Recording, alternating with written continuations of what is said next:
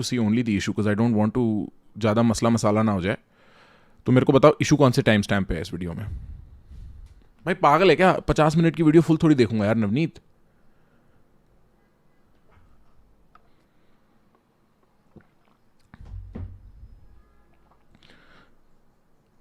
Sandeep was trying to prove why Indian philosophy is better. Sandeep versus Shweta. Sandeep ने अपनी army क्यों भेज दी है? भैया आपका कोर्स लेना चाहिए क्या मुझे? मेरे को नहीं पता. अर्पित सोच ले. 27 मिनट्स पे 27 minutes guys. Do you want me to react from 27 minutes? अच्छा सारे में ही इशू है.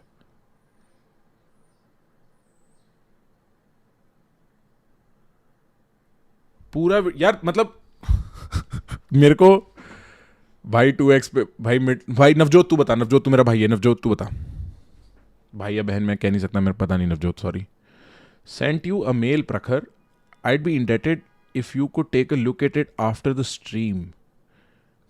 कौन से ईमेल पे भेजा भाई? अच्छा नहीं यहाँ मत बताइए कौन सा ईमेल है भाई प्लीज. भाई कल मेरी मर जाएगी प्लीज. यहाँ मैं देखता हूँ. भाई कंट्रोवर्सी करो. भाई कह रहा कंट्रोवर्सी करो. 27. Okay, I'll try 27. Wait, hold up. I'll try 27. Reality. 27. ठीक है. सबको दिख रहा है स्क्रीन पे? Can you guys see? हाँ दिख रहा है ना स्क्रीन पे?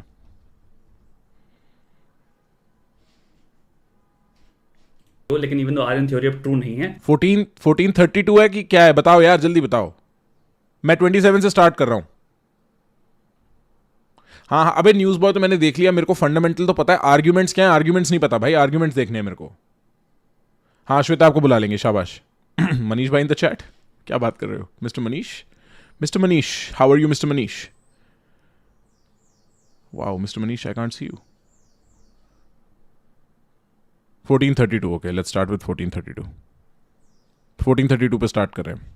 द नेसेसिटी है कॉन्शियस. ये है वेस्टर्न फिलोसफी. इसलिए वेस्टर्न फिलोसफी जब भी थोड़ा पीछे. आई नो तुम्हें संदीप माहेश्वरी भी सेम चीज बात कहने वाले हैं. मैं तुम्हें अभी बोल दे रहा हूं. तुम जहां पे खेले हो प्रूव करना, मेथोडोलॉजी, अप्रोच ही एनालिटिक और लॉजिक की है. यानी कि हेंस प्रूव्ड एक मैथमेटिकल फ्रेमवर्क के अंदर आता है. वो एक लॉजिकल और एनालिटिकल अप्रोच है. ये अप्रोच है कुल मिला के कॉन्शियस माइंड से जो निकलती है. यानी कि कोई भी इंसान सोते थोड़ा पीछे करके देखते. चेस सीख रहा है और चेस बहुत तेजी से बूम कर रहा है पूरे वर्ल्ड में. वर्ल्ड ओलंपियाड भी इंडिया में होने जा रहा है इस साल for very very first time. Now comes the question, why philosophy? And philosophy होती क्या है? So, as far as I remember, there is this kid who's confused between a profession in chess and philosophy, and well, frankly, listening to him makes me feel a lot like my childhood. But he's confused between chess and philosophy, and then I know I have seen to the point where Sandeep starts breaking down chess में तुम्हें क्या करना होगा, rating point बढ़ाने होंगे, la that kind of stuff. And then now he gets into philosophy, right? Speed 1.5 कर देता हूँ यार. सुनते हैं थोड़ी देर, फिर 1.5 कर देंगे. उसका डिग्री से, डिप्लोमा से, या जो बुक्स है वहां पर, उससे क्या कनेक्शन है? Philosophy is all about questioning. It is about inquiry. If you have a curious mind, an inquiring mind, तो आप एक फिलोसोफर हो. हाँ इसको फोक फिलॉसफी कहते हैं. Just like there is something called folk psychology. कि हमें मतलब घर घर बैठे बैठे कुछ कुछ समझ में आ जाता है ना, तो वो घर घर बैठे बैठे कुछ कुछ क्यों पूछ लेने में ही तुम फिलोसोफर बन जाते हो. मैं कोई सीरियस फिलोसोफर नहीं हूं इसी सेंस में, क्योंकि मैं क्यों पूछता हूं और क्यों का जवाब देता हूं. बड़े पिक्चर पे स्टिक करता हूं. बड़े पिक्चर के बारे में, बिग पिक्चर स्टफ के बारे में वार्तालाप करता हूं. उस लिमिटेड चीप सेंस में, उस लिमिटेड ट्रिवियल सेंस में, उस लिमिटेड अनकॉन्सिक्वेंशियल इनकॉन्सिक्वेंशियल सेंस में तुम फिलोसोफर बन सकते हो. डिग्री नहीं मिलेगी. अब अगर डिग्री की भूख है तो बात अलग है, बट अगर सीखने की भूख है तो आप 35 साल की एज में सीखो, 40 में सीखो, 50 में सीखो. कौन रोक रहा है? जब चेस में एक लेवल पे आ चुके हो तो साथ साथ में कुछ और भी तो चाहिए ना. तो फिलॉसफी को पढ़ो. और सिर्फ फिलॉसफी को ही क्यों पढ़ना है? हो सकता है आप हिस्ट्री पढ़ो तो आपको उसमें भी इंटरेस्ट आने लग जाए, क्योंकि ये दोनों कनेक्टेड हैं आपस में. फिलॉसफी को समझने के लिए आपको हिस्ट्री को भी समझना होगा, और हिस्ट्री को समझने के लिए साइकोलॉजी को भी समझना होगा, और फिलॉसफी को भी समझना होगा. सब कुछ समझना होगा. नहीं क्यों हिस्ट्री को समझने के लिए साइकोलॉजी क्यों समझनी है? और किस फिलॉसफी की बात कर रहे हो आप? Western philosophy? और भाई अगर आप लोगों को हिस्ट्री समझनी है तो आप प्लीज मेरे चैनल पे आ जाओ, मैं आपको साइकोलॉजी समझाऊंगा, फिर आप हिस्ट्री समझ सकते हो जाके। से ज्यादा तो वेस्टर्न में पसंद करता हूँ, क्योंकि डिग्रीज में वेस्टर्न फिलोसफी ही पढ़ाई जाती है। नहीं में नहीं काफी नहीं सारी नहीं नहीं चीजें नहीं डिग्रीज में वेस्टर्न फिलोसफी नहीं पढ़ाई जाती, डिग्रीज में history of western philosophical thought पढ़ाया जाता है, और उसमें डिफरेंस है। And that is the reason why I never did my degree in philosophy. क्योंकि जब मैं पहले दिन फिलोसफी की क्लास में बैठने गया ना भाई, तो वहाँ पे दे वर टीचिंग अस से Descartes, they were teaching us Robert Naegele, Thomas Naegele, they were teaching us like मतलब अच्छा आज तक इन प्रॉब्लम्स के बारे में ये लोग ऐसे सोचते हुए आए हैं। और what I felt was it was too confining, I was not allowed my imaginative creative side there. तो it's not even teaching you philosophy, it's teaching you what philosophy has been done up until. और degrees में formalised education है ही west में philosophy की। India में तो मैं जब कुशल से भी बात कर रहा था, आई वाज लाइक कौन पढ़ाता है इंडिया में इंडोलॉजी, कहाँ से आती है इंडोलॉजी इंडिया में, कौन कौन सिखा रहा है, कौन कहाँ रिसर्च हो रही है। And he was also like बहुत कम। सो द ट्रूथ इज कि इंडिक थॉट, इंडोलॉजी इंडिया में तो बहुत ही कम लोग पढ़ाते हैं। And philosophy when it's taught, when you do a master's or a bachelor's in philosophy, bachelor's is at least history of philosophical thought, let's just say some problem based stuff too, not problematic.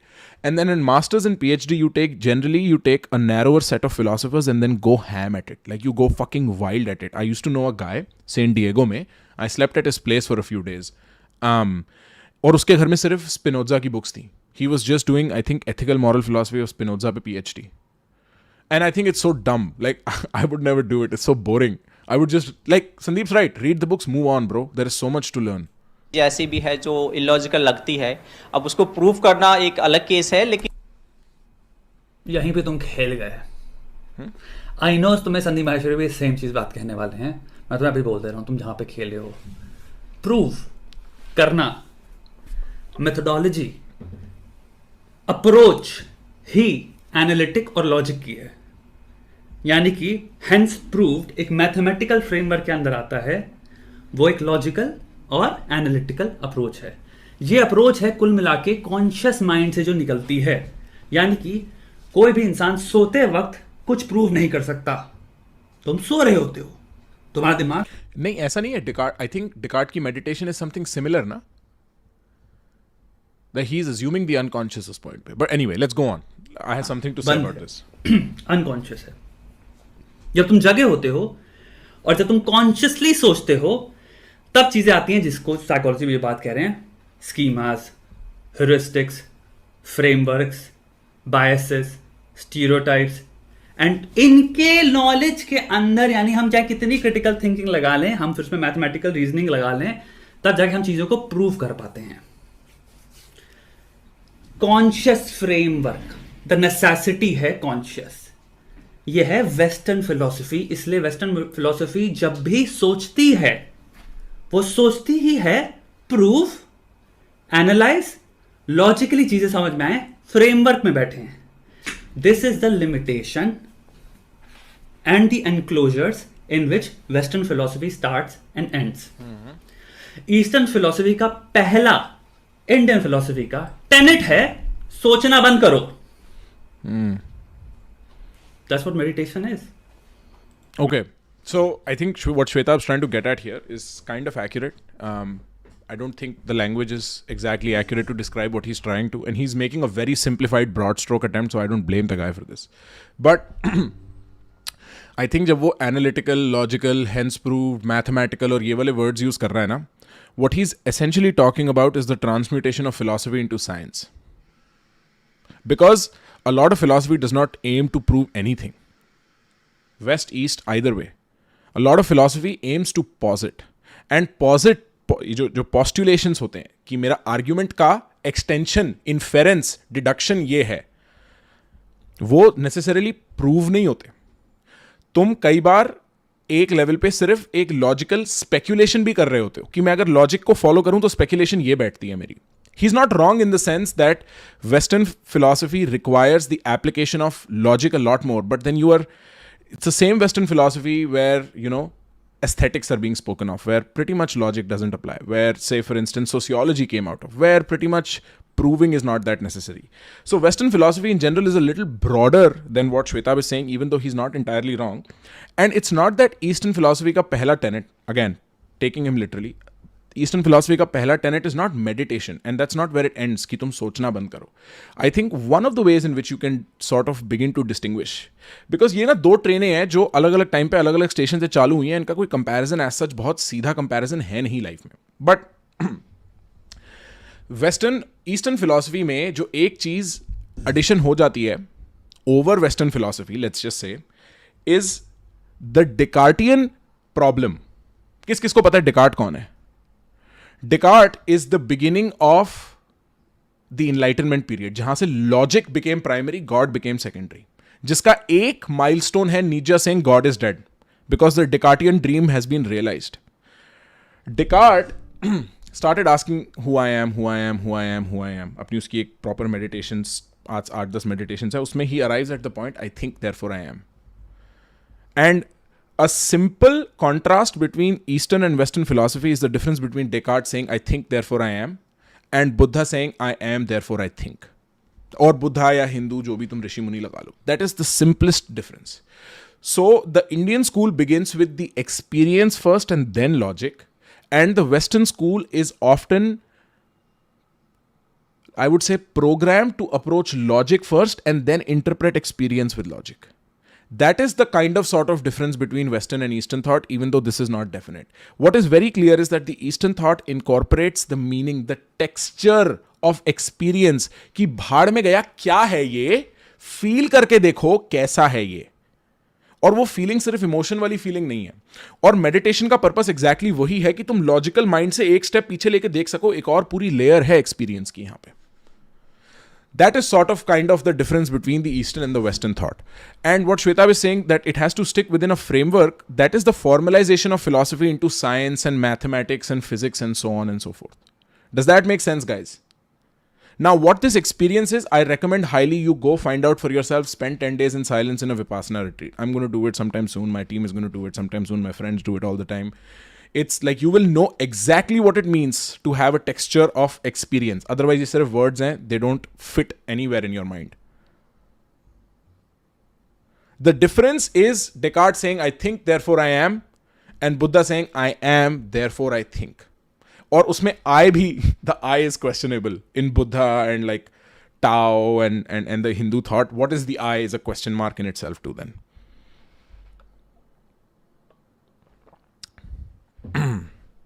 Vipassana से बढ़कर कुछ है क्या? अरे विपासना को as a philosophical system मत देखो, विपासना को सिर्फ as an excuse to be silent देखो, बस उस लेवल पे देखो.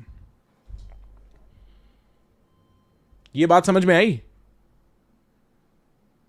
It's a little complicated. Of course, it is going to be a little complicated. It's bloody philosophy, guys. What do you think? Is it going to be easy? It's fucking philosophy. Yeah. Okay, let's go. Meditation is not this. Meditation is sadhana. Sadhana क्या होता है? Practice. Practice किस चीज की? Silence की. Practicing, not thinking. Right. Western philosophy Or इधर जा रही not thinking immediately. Thinking after the first step of absorption. पहले तुमने सिर्फ देख लिया, ऑब्जर्व कर लिया, अब सोचेंगे. क्योंकि जनरली हमारे साथ कुछ होता है, उतने में ही हम सोचना शुरू कर देते हैं. मैं ये बोल रहा हूं, तुम्हारे दिमाग में ख्याल आ रहा है, तुम सिर्फ सुन नहीं रहे हो. ये कि सोच के हम कितना सोच सकते हैं, यानी कि क्या अर्थ रियल है, रियलिटी रियल है, क्या हम सिमुलेशन में रह रहे हैं, मैं कौन हूं, सारे प्रश्नों का जवाब कौन दे रहा है? कॉन्शियस माइंड वाइड अगेन किस में है? स्कीमास, ह्यूरिस्टिक्स, मैथमेटिकल रीजनिंग, ये रीजनिंग, वो रीजनिंग. कॉन्शियस माइंड ना जानते हुए भी लिमिटेशंस में बंधित है कॉन्शियस थिंकिंग की. तो कॉन्शियसनेस को ब्रेक करने के लिए पहली बार आपको अनकॉन्शियसली कॉन्शियस होना है. यानी कि मैं सो नहीं रहा हूं, लेकिन तब भी सोच नहीं रहा हूं. यह है ईस्टर्न फिलॉसफी और इंडियन फिलॉसफी या हिंदुइस्टिक फिलॉसफी. लेकिन इलॉजिकल है इंडियन फिलोसफी में काफ़ी चीज़ें. ये जो हमारा एजुकेशन सिस्टम है ना, ये इंडियन फिलॉसफी में इलॉजिकल चीजें ऐसे हैं कि द कैटेगराइजेशंस, फॉर इंस्टेंस हम जब कुशल से बात कर रहे थे, ही वाज टॉकिंग, इसमें कैटेगराइजेशन होती है बुद्धिस्ट साइकोलॉजी में, cognition, recognition, so on and so fourth. जरूरी नहीं है वो 1:1 मैच करे विद द फिजिकल एपरेटस. जब इंडिक फिलॉसफी में माइंड की और सोल की बात होती है ना, तो उसको एक्सप्लेन करने के वर्ड्स लिटरल फिजिकल एपरेटस से 1:1 हो सकता है ना मैच करे लिटरल कॉन्सिक्वेंशियल लॉजिक के साथ हो सकता है 1:1 मैच ना करें, but that doesn't make it entirely illogical. There is still a lot to be gleaned from it that the westerns just do not fucking have. Britishers ने बनाया था किसके लिए? आपके फायदे के लिए या अपने फायदे के लिए? कुछ पॉइंट बताया मैंने जो नहीं, मैं वैसे ही पूछ रहा हूं. ये जो एजुकेशन सिस्टम है ये कहां से आया है?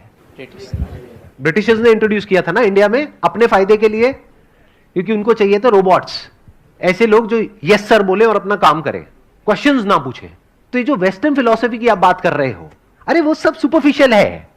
अगर रियल डेप्थ आपको देखनी है ना तो वेद उठा लो. रियल फिलॉसफी इंडियन फिलॉसफी है. जब एक्चुअल में पढ़ लोगे ना पूरी दुनिया की फिलॉसफी, और जब एक्चुअल में उस लेवल तक पहुंचोगे जो फिलॉसफी का एंड है. एक बहुत ही फेमस फिलोसोफर रहे हैं पास्ट में, उन्होंने कहा I think therefore I am. Descartes ने कहा था. डेकार्ट ने कहा था. क्या ये सच है? इसका आंसर हाँ में भी नहीं दिया जा सकता, ना में भी नहीं दिया जा सकता. और अगर मैं अभी आंसर दे दूं तो?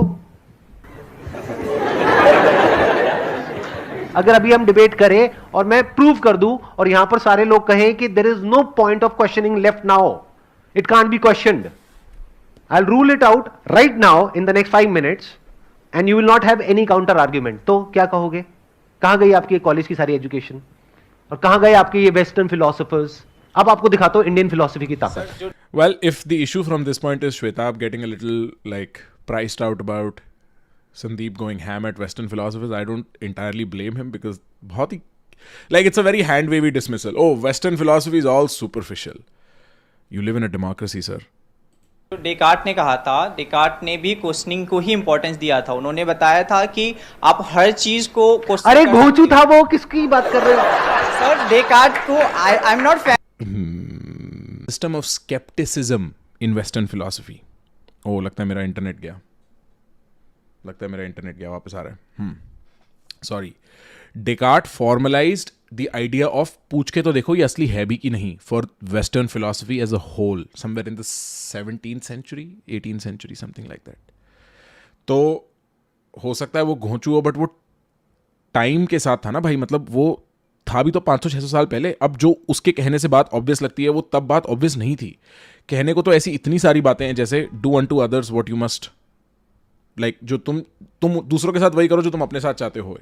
हैं, कितनी ऑब्वियस बात लगती है, बट एक बार जीसस को भी ये बोलनी पड़ी ना, एक बार एरिस्टोटल को भी ये बात बोलनी पड़ी ना. लाइक वो चीजें बाद में ऑब्वियस लगने लगती हैं. But fan of Descartes. I am not fan of Descartes. जो उन्होंने कॉन्सेप्ट ऑफ गॉड को जो माना था, आई क्रिटिसाइज देम. मैं डेकार्ट का फैन नहीं हूं. अरे ये लड़का डिटेल्स में क्यों घुस गया? डिटेल में घुस जाएगा तो ये डिबेट हार जाएगा. बिग पिक्चर डिबेट है भाई ये. आप कहीं और जा रहे हो, अभी इसी पे रहते हैं. I think therefore I am. क्या कहना चाहते थे वो वहां पे तक पहुंचे कैसे? मैं वही तो बता रहा हूं सर. बताइए सर. उन्होंने ये बताया, जो उन्होंने एक प्रोसेस बताया कि हम हर चीज को डाउट कर सकते हैं, लेकिन डाउटिंग को डाउट नहीं कर सकते. तो क्योंकि हम डाउट कर रहे हैं ये हमें पता है, इसीलिए See, हम I उस told चीज you, को he formalized the system of skepticism, which is now the most common practice in science. That is the foundation of how science is beginning. Enlightenment is the phase in philosophy where things like science could emerge, democracy could emerge, liberalism could emerge, equality for all, इस type की चीजें जहां से constitutions emerged in, और उसका kind of sort of kickstarter जो था came from Descartes' skepticism. So let's not rule out Descartes just because बोल पा रहे हैं कि हम डाउट कर रहे हैं. तो वो जो डाउट करने का जो पॉइंट है कि वी आर डाउटिंग समथिंग, तो इसका मतलब हम है. So I think because I am, ये उनका कहने का पॉइंट था. लेकिन ये बहुत लंबा है, ये शॉर्ट में एक्सप्लेनेशन बहुत मुश्किल है. फिलोसफी शॉर्ट में समझाना कई बार मुश्किल होता है. तो उनकी पूरे 6 बुक है इसके लिए मेडिटेशन की, तो वो बहुत लंबा है. बट शॉर्ट में जो मैंने उन 6 बुक्स को मैं अभी 6 मिनट में आग लगा दूंगा. अरे 6 मिनट दोगे मुझे? सर आप इतना गुस्सा क्यों है सर? गुस्सा मत कीजिए. अब मैं बताऊं आपको इंडियन फिलोसफी की ताकत. ये आपने गरीब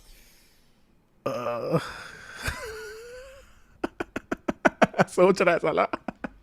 ये भी तो अहंकार है. कैसे सर? आप तो डीप बात कर रहे हैं Shwetab.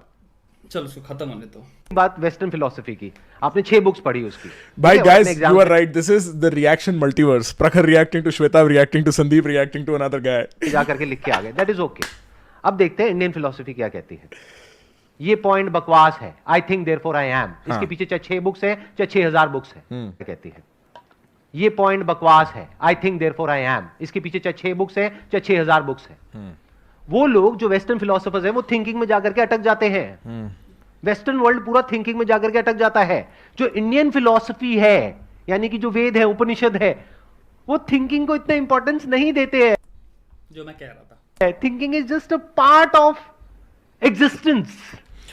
Well, if you think about it, the way all of those Veds were written by thinking about it.